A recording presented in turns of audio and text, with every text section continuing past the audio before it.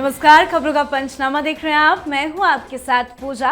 हम लेकर आए हैं देश और दुनिया की 5 बड़ी खबरें, जिस पे चर्चा के लिए मेरे साथ स्टूडियो में मौजूद है कैपिटल टीवी के editor in chief doctor Manish Kumar. Doctor साहब, बहुत बहुत स्वागत है आपका। धन्यवाद। सबसे पहले नजर हेडलाइंस पर। नितिन नवीन ने किया बीजेपी की नई राष्ट्रीय टीम का ऐलान। नई टीम में 65 लोग शामिल। राम माधव, स्मृति ईरानी की एंट्री, वसुंधरा राजे को भी बड़ी जिम्मेदारी। अमित मालवीय का कटा पत्ता, कई बड़े नामों ने भी चौंकाया। वंदे मातरम के अपमान को लेकर दिल्ली पुलिस ने सोनिया राहुल गांधी के खिलाफ शुरू की जांच, तो इमरान मसूद बोले, नहीं गाऊंगा वंदे मातरम, मैं अल्लाह के अलावा किसी की इबादत नहीं करता। दिमागी नक्सल पर लड़ाई हुई तेज। अब चिदंबरम को सीएम हेमंता ने बताया प्योर नक्सल, तो केजरीवाल वीडियो शेयर कर बोले, हाँ मैं भी हूं दिमागी नक्सल। दिमागी नक्सल पार्टी का भी बना इंस्टाग्राम अकाउंट। झारखंड में छात्रों की मांगों को लेकर राहुल गांधी ने सीएम हेमंत सोरेन को लिखा पत्र, कहा खुद जाकर करें मुलाकात। तो वहीं छात्रों और सरकार के बीच चौथे दौर की हुई वार्तालाप। हादसों का सोमवार। लखीसराय से उज्जैन और बंगाल से महाराष्ट्र तक हाहाकार, कहीं भगदड़ तो कहीं आग का तांडव। खबरों की शुरुआत में सबसे पहले बात बीजेपी की नवीन टीम की। भारतीय जनता पार्टी के राष्ट्रीय अध्यक्ष नितिन नवीन की नई केंद्रीय टीम का आखिरकार आज ऐलान हो गया। नितिन नवीन की टीम में 65 नेताओं को जगह मिली है। इसमें अनुभवी नेताओं के साथ साथ युवा चेहरे और महिलाओं को भी मौका मिला है। बीजेपी की नई राष्ट्रीय टीम में 13 राष्ट्रीय उपाध्यक्ष, 8 राष्ट्रीय महामंत्री और 16 राष्ट्रीय मंत्री यानी कि सचिव बनाए गए हैं। इसके अलावा सभी मोर्चों के अध्यक्षों की भी घोषणा कर दी गई है। टीम में उन चेहरों को शामिल किया गया है जो पिछले काफी समय से मुख्यधारा की राजनीति से खोए नजर आ रहे थे। इसमें राजस्थान की मुख्यमंत्री रही वसुंधरा राजे सिंधिया, पूर्व केंद्रीय मंत्री स्मृति ईरानी और पूर्व मुख्यमंत्री तीरथ सिंह रावत भी शामिल है। बीजेपी की नई लिस्ट में जहां कई नए चेहरों को मौका मिला है, वहीं पार्टी के आईटी सेल के प्रमुख रहे अमित मालवीय का पत्ता कट गया है। उनकी जगह दीपक महेश्वरी को सोशल मीडिया संयोजक की जिम्मेदारी दी गई है। साथ ही आम आदमी पार्टी का दामन छोड़कर बीजेपी में शामिल होने वाले नेताओं में संदीप पाठक इकलौते ऐसे नेता है जिन पर पार्टी ने इतना बड़ा भरोसा जताते हुए राष्ट्रीय स्तर पर मंत्री पद की कमान सौंपी है। संदीप पाठक के अलावा डॉक्टर स्वदेश सिंह को भी दिल्ली से राष्ट्रीय मंत्री नियुक्त किया गया है। सर, आज आखिरकार टीम का ऐलान हो गया, इस टीम को कैसे देखते हैं आप? सबसे खासियत जो इस पूरी टीम की है कि अगर ये कांग्रेस पार्टी की कोई नई टीम इस तरह की घोषित हो तो चर्चा किस बात की होती? लोगों का इंट्रोडक्शन इस तरीके से होता, फला व्यक्ति को बनाया गया, इनके पिताजी ये थे, इनके दादाजी ये थे।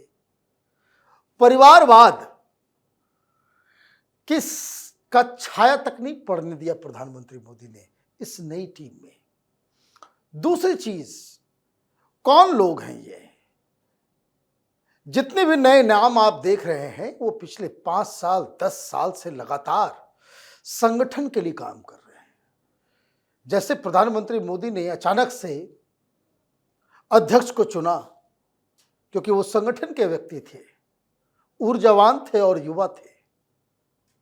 ये सिर्फ कोई नई टीम नहीं बनी है, भारतीय जनता पार्टी में एक जनरेशनल चेंज का की घोषणा हुई। सबसे बड़ी चीज, प्रधानमंत्री मोदी ने, अमित शाह ने, नितिन नवीन ने जिन लोगों को चुना है उसमें जो पहली क्राइटेरिया थी वो ऑर्गेनाइजेशनल कैपेबिलिटी, संगठन को चलाने की कितनी काबिलियत है, वो सबसे पहला। दूसरा, ऊर्जावान है कि नहीं है, आलसी तो नहीं है। ऐसा तो नहीं कि ये आदमी जो है आज फैसला ले रहा है, टाले जा रहा है, काम ही नहीं करता। उससे चीजें जो है वो राजनीति नहीं हो सकती। तो ये जो नया एक्सपेरिमेंट किया गया कि आपने एक फ्यूचर जनरेशन को जो है आपने मौका दिया और साथ में आपने उस तरह के लोगों को भी वहां पे रखा कि जिससे वो एक्सपीरियंस गेन कर सके। क्लियर कट एक बड़ा अच्छा बैलेंस है। 3 पूर्व मुख्यमंत्री हैं इसमें, वैसे वैसे लोग हैं जो ऑलरेडी चुनाव जिताकर अपनी दक्षता को साबित कर चुके हैं, और कई सारे ऐसे लोग हैं जो वैचारिक दृष्टि से, संगठनात्मक दृष्टि से और आयु की दृष्टि से वो बिल्कुल फिट बैठते हैं। मुझे लगता है कि ये टीम, इसके सामने चुनौतियों का तो पहाड़ है, लेकिन I think they will sail through. जी, तो भारतीय जनता पार्टी ने अपनी नई राष्ट्रीय टीम का ऐलान कर दिया है, तो वहीं कांग्रेस पार्टी वंदे मातरम के अपमान को लेकर फंसती चले जा रही है। सोनिया गांधी और राहुल गांधी के खिलाफ दिल्ली पुलिस में अब शिकायत दर्ज कराई गई है। शिकायतकर्ता ने पुलिस से मामले की जांच करने और राहुल गांधी और सोनिया गांधी के खिलाफ एफआईआर दर्ज कर कानूनी कार्रवाई करने की मांग की है। दिल्ली पुलिस ने जांच भी शुरू कर दिया है। तो वहीं कांग्रेस सांसद इमरान मसूद ने कहा है कि वो वंदे मातरम नहीं गाएंगे। इमरान मसूद ने कहा है कि मेरा धर्म मुझे अपने धर्म के हिसाब से इबादत करने की इजाजत देता है। मैं अल्लाह के सिवा किसी की वंदना या इबादत नहीं कर सकता। संविधान ने मुझे ये अधिकार दिया है और कोई मुझसे ये अधिकार नहीं छीन सकता। सर, वंदे मातरम के अपमान पर कई अलग अलग राज्यों में शिकायत दर्ज हुई है। दिल्ली पुलिस भी जांच कर रही है, लेकिन इमरान मसूद कह रहे हैं कि मैं नहीं गाऊंगा। देखिए भाई, ऐसा है, अगर सेकुलर स्टेट में रहना है तो आपको ये गाना तो पड़ेगा ही, और इसको आप अपमानित नहीं कर सकते। और अगर आपको ये पसंद नहीं है तो आप कहीं वैसे देश में चले जाइए जहां शरिया लागू है। यहां कानून जब बन चुका है कि सांसद होने के नाते आपको शर्म नहीं आती ये सब बातें कहने में? तो जैसे नेत्री होगी, जैसा नेता होगा, वैसे ही तो चेला चमचा होगा। उसके अलावा तो कुछ और हो नहीं सकता। सोनिया गांधी ने एक तो अपमान किया, वंदे मातरम जब गाया जा रहा था उसे रुकवाने की कोशिश की, और उसके बाद टैंट्रम दिखा रही है, किसी को डांट रही है, इधर चल कदमी, उधर बेचैनी। तो अपमान तो हो गया। इसकी जांच एफआईआर भी कई जगहों पे हो चुका, और कांग्रेस वाले बहाने बना रहे हैं। देखिए, अक्लमंद लोग बहाने बना रहे थे कि इस मामले को तूल मत दो, फंस जाएंगे, क्योंकि कानून बन गया है, 3 साल की सजा है, इसलिए कह रहे नहीं नहीं नहीं नहीं, अपमान नहीं करी थी। वो तो बूढ़े आदमी है ना, खड़गे, उनके लिए चेयर, अभी तक चेयर आया नहीं, अभी तक चेयर आया नहीं। वो चेयर कहां गायब है वो पता नहीं किसी को। तो ये जो मसला है, जिस दिन पहली बार पार्लियामेंट 13 तारीख को जब सदन जो है वो सत्र जो खत्म हो रहा था, उस समय ही, उस दिन ही हमने इस बात को रेखांकित किया था कि अचानक से मुस्लिम सांसद कैसे लोकसभा से गायब हो गए, कोई वहां था नहीं। ये विवाद कांग्रेस पार्टी को और देश में जो फर्जी सेकुलरिज्म और मुस्लिम अपीजमेंट की राजनीति करते हैं उनके लिए बड़ा महंगा पड़ने जा रहा है। जी, तो कांग्रेस पार्टी वंदे मातरम को लेकर बुरी फंस गई है। साथ ही पीएम मोदी के दिमागी नक्सल वाले बयान को लेकर राजनीति काफी तेज है। कांग्रेस के वरिष्ठ नेता और देश के पूर्व गृह मंत्री पी चिदम्बरम ने प्रधानमंत्री की ओर से इस शब्द के इस्तेमाल पर कहा है कि उन्हें दिमागी नक्सल होने पर गर्व है। सोशल मीडिया प्लेटफॉर्म एक्स पर की गई इस टिप्पणी के बाद बीजेपी नेताओं ने चिदम्बरम को निशाने पर लेना भी शुरू कर दिया। असम के मुख्यमंत्री हेमंता विश्व शर्मा ने पी चिदम्बरम पर निशाना साधा है। उनका कहना है कि चिदम्बरम दिमागी नक्सल नहीं बल्कि प्योर नक्सल है। तो वहीं केजरीवाल ने एक्स पर यहां तक लिखा कि हाँ, मैं दिमागी नक्सल हूं। केजरीवाल ने वीडियो भी शेयर किया है। इसी के साथ कई विपक्ष के नेताओं के बयान सामने आ रहे हैं। साथ ही दिमागी नक्सल पार्टी नाम से बना एक नया अकाउंट रातों रात सुर्खियों में भी आ गया है। इस अकाउंट ने महज 24 घंटे में 1.7 लाख से ज्यादा फॉलोअर्स हासिल कर लिए हैं। सर, पीएम का बयान, लेकिन पीएम ने तो किसी का नाम नहीं लिया, जिक्र नहीं किया, लेकिन सारे विपक्षी नेता अपने आप को जोड़कर क्यों देख रहे हैं? आज केजरीवाल ने एक वीडियो भी शेयर किया। देखिए, चोर के दाढ़ी में तिनका, वही कहानी है। चोरी इनकी पकड़ी जाएगी, सरकार नहीं बोलेगी, हम लोगों को तो बोलना ही पड़ेगा, बताना ही पड़ेगा कि कौन है ये दिमागी नक्सल। वो है दिमागी नक्सल जो नारे लगाते हैं भारत तेरे टुकड़े होंगे इंशाअल्लाह इंशाअल्लाह। वो है दिमागी नक्सल जो कश्मीरी आतंकवादियों को आइडियोलॉजिकल सपोर्ट देते हैं, वहां ह्यूमन राइट्स का मसला उठाते हैं। वो है दिमागी नक्सल जो ये कहा करते थे कि हिंदुस्तान की आर्मी ने पूरे कश्मीर के ऊपर कब्जा कर रखा है। वो है दिमागी नक्सल जो ये कहते थे कि एक अफजल को मारोगे तो हर घर से अफजल निकलेगा। ये वो दिमागी नक्सल है जो चिकन नेक को काट के अलग करने की बात करता है। ये वो दिमागी नक्सल्स हैं जो नक्सलियों के द्वारा किए गए कुकृत्य के ऊपर जेएनयू, डीयू और अलग अलग जगहों पे जश्न मनाते हैं। इन आतंकवादियों का समर्थन करने वाले, उनको आइडियोलॉजिकल सपोर्ट देने वाले दिमागी नक्सल हैं। और इसीलिए चूंकि सोशल मीडिया का जमाना है तो चिदम्बरम कह बैठे कि हाँ हम दिमागी नक्सल हैं। क्यों कहा उसने? क्योंकि मालूम है, क्योंकि गृह मंत्री रहते हुए आपने कहा कि हम नक्सलियों से बातचीत करेंगे, हम आपसे जो है बंदूक आपको रखने नहीं कहेंगे, आप अपने आतंकवादी गतिविधियों को जारी रखना। एक गृह मंत्री अभी हैं जिन्होंने बंदूक उठाने वाले नक्सलियों को सीधा लाइन रास्ते पर ला दिया। आदर वो मेन स्ट्रीम में शामिल हुए या फिर उनको ऊपर भेजने का काम किया। दूसरा, ये केजरीवाल तो इन लोगों के साथ ही खड़ा रहता है। इनके पूरे गैंग के अंदर भाई ये सोनी जो प्योर नक्सल थी, टिकट किसने दिया? ये तमाम लोग, ये पत्रकारों का जो पूरा गैंग, ये जो केजरीवाल की आरती उतारता है और मालूम चलता है कि ये सब नक्सलियों के आइडियोलॉजिकल समर्थन में खड़े रहते हैं, तो ये तो कहेगा ही। पार्टी बनाई जा रही है, कॉकरोचों की तरह पार्टी बनाया जा रहा है। इस देश में बहुत बड़ा खतरा मंडरा रहा है। चोर उचक्के खुल के कह रहे हैं कि हाँ हम डकैत हैं। इस देश को तोड़ने वाले, टुकड़े टुकड़े करने वाले सत्ता लोलुप नेता, इनकी हिम्मत इतनी आ गई है कि ये सामने आकर के कह रहे हैं कि हाँ हम नक्सली हैं, देश के टुकड़े टुकड़े हम करेंगे, हम आतंकवादियों के साथ खड़े हो जाएंगे। केजरीवाल ने तो उस दिन ही बता दिया कि मैं नक्सली हूं जिस दिन हमारे सैनिक पुलवामा में शहीद हुए, और ये हिसाब किताब मांग रहा था। आर्मी के पराक्रम का हिसाब किताब मांग रहा था कि भाई आपने सर्जिकल स्ट्राइक किया तो इसका सबूत दो, आपने एयर स्ट्राइक किया आप इसका सबूत दो। तो देखिए, ये तमाम देशभक्तों के लिए रेड अलर्ट है। इन लोगों को इनकी जगह पे कॉर्नर करने की आवश्यकता है। आप नहीं करोगे तो फिर ये आगे चलकर इस देश में कोहराम मचाएंगे। जी, चलिए अब बढ़ते हैं आगे। जेपीएससी और जेएसएससी परीक्षाओं में अनियमितताओं को लेकर आंदोलन कर रहे छात्रों और झारखंड सरकार के बीच आज चौथे दौर की वार्ता हुई।